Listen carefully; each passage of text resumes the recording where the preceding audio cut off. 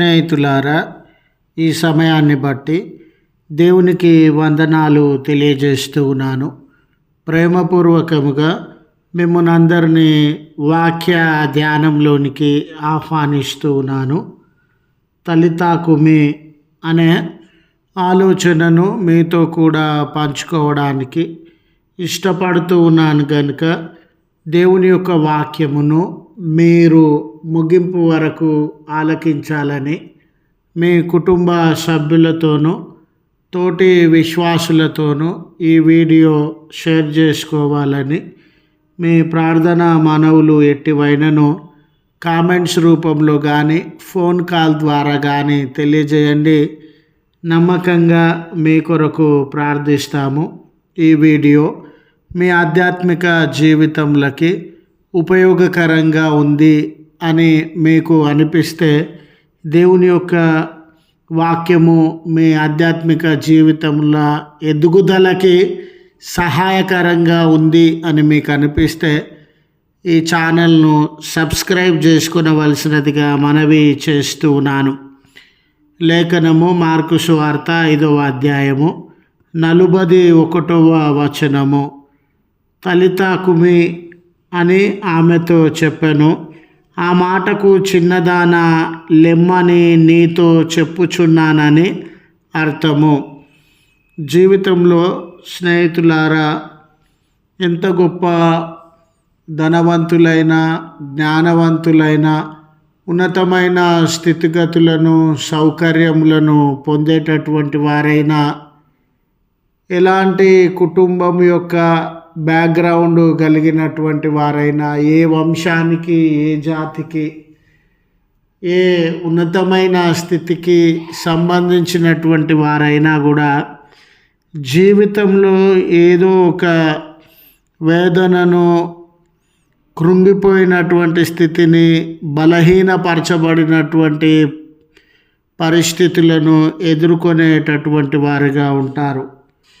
చూడండి, ఆర్థిక పరిస్థితులు వెనక ముందు అవుతూ అనారోగ్యము, నిరుద్యోగము, అస్థిరమైనటువంటి బ్రతుకులు, ఆకలి దప్పికలు, దాడులు, నిందలు, అశాంతి, అసమాధానము, అవినీతి, అన్యాయములు జరిగించబడము, శ్రమలు, ఇవన్నిటిని బట్టి పడిపోయినటువంటి వారంగా, బలహీనపరచబడినటువంటి వారంగా మన జీవితాలు మారిపోతూ ఉన్నటువంటి స్థితిగతులను మనం ఎదుర్కొనేటటువంటి వారంగా ఉంటాం.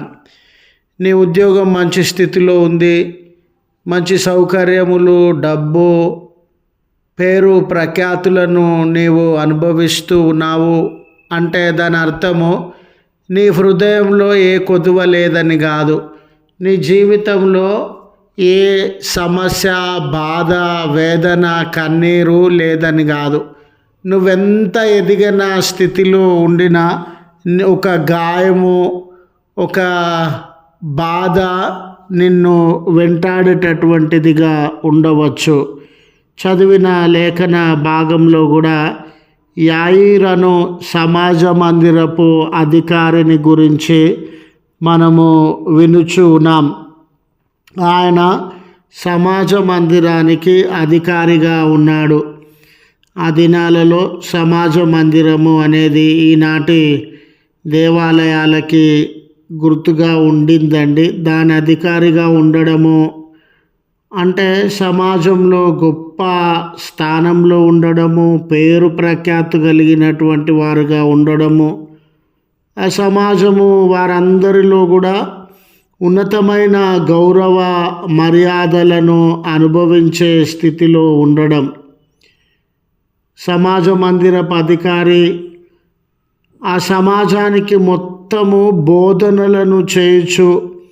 వారికి ఏది మంచి, ఏది చెడు, ఏది ఆదరణ, ఏది ధైర్యము, ఏది నిరీక్షణ, ఆ సమాజంలో ప్రజలందరి బాధలు, కన్నీళ్లను తుడవగలిగిన ఆ గొప్ప స్థితిలో ఉన్నాడు. విస్తారమైనటువంటి ఆస్తిపాస్తులు ఉండవచ్చు, సౌకర్యములు ఉండవచ్చు. ఆయన జీవితంలో వస్తుపరమైన, డబ్బుపరమైన, సామాజిక పరమైన ఏ కొరతలు, ఇబ్బందులు లేనటువంటి వాడుగా ఉండవచ్చు. ఆయనకు డబ్బు ఉంది కాబట్టి, పదవి ఉంది కాబట్టి, ఆయనకి పేరు ప్రఖ్యాతులు, సౌకర్యములు, ఒక పోస్ట్ ఉంది కాబట్టి ఆయన జీవితంలో సమస్య లేదని అర్థం కాదండి. కన్నీరు లేదని అర్థం కాదండి. వేదన, భయము, చింత ఏవి లేనటువంటి వ్యక్తి అని అర్థము కాదండి. ఒక పేదవాడికి మించిన, అప్పులు కలిగినటువంటి వ్యక్తికి మించిన, ఒంటరితనంతో బాధపడుతూ ఉన్నటువంటి వ్యక్తికి మించిన, ఒక అంటరాని సమాజంగా ఎంచబడిన కుటుంబాలకి మించిన శోకాన్ని, వేదనను, కన్నీటిని అతడు అనుభవిస్తూ ఉన్నాడు. అదే గర్భశోకం అండి. చూడండి, తన ప్రియమైన కుమార్తె బలహీనత, అనారోగ్యంతో బాధపడుతూ ఉంది. కొన్నిసార్లు అనిపిస్తుంది కదా, నా జీవితంలో అన్నీ ఉన్నవి కానీ మనసు నెమ్మదిగా లేదు అని. ఒక వ్యక్తి జీవితంలో ఆస్తులుండి, అంతస్తులుండి, పేరు ప్రఖ్యాతులుండి, తను ఎంతగానో ప్రేమించేటటువంటి పిల్లలకి బాగలేకపోతే, పిల్లల జీవితంలో ఆరోగ్యం లేకపోతే, అందరూ చిన్న చిన్న బిడ్డలు నవ్వుతూ, ఆడుతూ, సంతోషిస్తూ, తల్లిదండ్రులతో అటు ఇటు పరుగులు తీస్తూ తల్లిదండ్రులను సంతోషింపజేస్తూ ఉన్నటువంటి వేళ, నలుగురి పిల్లల ముఖము మీద ఉన్నటువంటి నవ్వు, నలుగురి పిల్లల ముఖాల మీద ఉన్నటువంటి సంతోషము, నలుగురు పిల్లల జీవితాలలో ఉన్న చలాకితనము ఆ తండ్రి జీవితంలో లేకపోతే అతడు ఏ రీతిగా నెమ్మదిని, ఏ రీతిగా సంతోషాన్ని అనుభవిస్తాడు? స్నేహితులారా, తన డబ్బు తనతో మాట్లాడుతుందా? తన ఆస్తిపాస్తులు తనను పలకరించగలవా? తన పదవులు, పేరు ప్రఖ్యాతులు డాడీ, నాన్నగారు అని పిలిచి తన బంధాన్ని, పేగు బంధాన్ని గుర్తు చేయగలవా? కాబట్టి తన జీవితంలో ఏ వస్తువుకి, ఏ డబ్బుకు లేనటువంటి ప్రాముఖ్యత తన కుమార్తె జీవితానికి ఉందండి. తన జీవితంలో అందరికంటే ప్రాముఖ్యమైన వారు ఎవరనంటే బహుశా తన కుమార్తె అయి ఉండవచ్చు. ఈ దినాన ఆ కుమార్తె లేవలేని స్థితిలో, మాట్లాడలేని స్థితిలో, నాన్నగారు అని పిలవలేని స్థితిలో, కుమార్తె అంటే పలకలేని స్థితిలో ఉండింది. ఆ దుఃఖాన్ని, రోదనను, కన్నీటిని అనుభవించుచూనే ఆ సమాజ మందిరపు అధికారి, అయ్యా తండ్రిగా నేను ఈ బాధను, కన్నీటిను అనుభవిస్తూ ఉన్నానయ్యా, రక్షక నన్ను విమోచించండి, ఈ బాధ నుండి నా జీవితమును తప్పించండి, నా కుమార్తెను లేవనెత్తండి అనే బాధను ప్రభుల వారికి మనవి చేసినటువంటి వేళ ప్రభుల వారు ప్రయాణమై వెళ్తూ ఉన్నారు. ఆ సమాజ మందిరపు అధికారి, సేవకులు వచ్చి, అయ్యా మీరు బోధకుని తొందర పెట్టకండి, ఆల్రెడీ నీ కుమార్తె చనిపోయింది అనే వార్త తెలియజేస్తూ ఉన్నారు. అప్పటి వరకు ఒక నిరీక్షణతో, ధైర్యంతో, నిజమే ప్రభుల వారికి అక్కడికి వస్తే నా కుమార్తెకు స్వస్థత దొరుకుతుందని నిరీక్షించిన తండ్రి, అయ్యో నీ కుమార్తె చనిపోయింది అనే వార్త ఎంతగా అతన్ని బాధించి ఉంటుంది. ఆయన ఆ కృంగుబాటును, వేదనను, జీవితంలో ఆశను, ఆశయాలను, సంతోషాన్ని, దిక్కును కోల్పోయి గర్భశోకంతో దుఃఖపడుతూ ఉన్నటువంటి ఆ వ్యక్తిని ప్రభుల వారు ఓదార్చేవాడుగా ఉన్నాడు, ధైర్యపరిచేవాడుగా ఉన్నాడు. నడి మధ్యలో అతన్ని విడిచి వెళ్ళకుండా అతని కుటుంబం వరకు వెళ్ళి మరణించినటువంటి ఆ కుమార్తెను తన మహిమా శక్తి ద్వారా ఆశ్చర్య అద్భుత కార్యములను చేయగలిగిన తన ఉన్నతమైన స్వరం ద్వారా తలితాకుమి అని లేవనెత్తి ఆ తండ్రి కన్నీళ్లను, ఆ కుటుంబంలో ఉన్న శోకములను, భారములను దూరపరిచేటటువంటి వాడుగా ఉన్నాడు. ఈ దినాన ఆ కుటుంబం లాగానే నీ కుటుంబము దుఃఖంలో ఉందా, కోల్పోయినటువంటిదిగా ఉందా, ఒంటరితనంలో ఉందా, కన్నీళ్లతో ఉందా, అన్నీ ఉండి కూడా నెమ్మదిని అనుభవించలేని స్థితిలో ఉందా?